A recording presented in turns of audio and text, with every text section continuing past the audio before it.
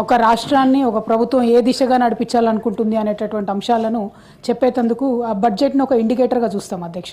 సరే, మొన్న కొత్తగా ప్రభుత్వం వచ్చింది, పోయినసారి బడ్జెట్ అంటే అంత స్పష్టత ఉండొచ్చు, లేకపోవచ్చు, లేకపోతే రకరకాల వాగ్దానాలు చేసి ఉండొచ్చు మొదటి సంవత్సరం కాబట్టి ఫస్ట్ బడ్జెట్ పెద్దగా ఎవరు సీరియస్గా తీసుకోరు అధ్యక్ష.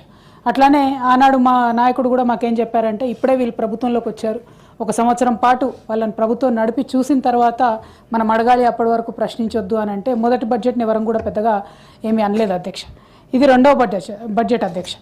రెండవ బడ్జెట్కి వచ్చేటప్పటికి తప్పకుండా బరువు బాధ్యత నెత్తిన ఎత్తుకోవాల్సినటువంటి సంపూర్ణమైనటువంటి జిమ్మెదారీ అన్నటువంటిది ప్రభుత్వానికి ఉండాలి అధ్యక్ష.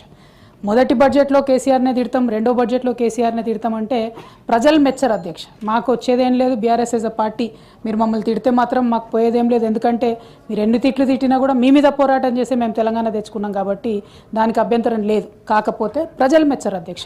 ఇవాళ ఈ బడ్జెట్ చూసినట్టయితే అధ్యక్ష, ఈ బడ్జెట్లో ఒక ట్రస్ట్ సెక్టర్ అంటే ఒక ప్రాధాన్యత రంగం అనేటటువంటిది ఏ రాష్ట్ర ప్రభుత్వమైనా ఏ ప్రభుత్వమైనా జనరల్గా ఎంచుకుంటుంది అధ్యక్ష. ఇవాళ ఈ బడ్జెట్ చూస్తే మాత్రం ఒక్కటి కూడా ప్రాధాన్యత సెక్టర్ అన్నట్టు ప్రభుత్వం ఫోకస్ పెట్టలేదు అధ్యక్ష.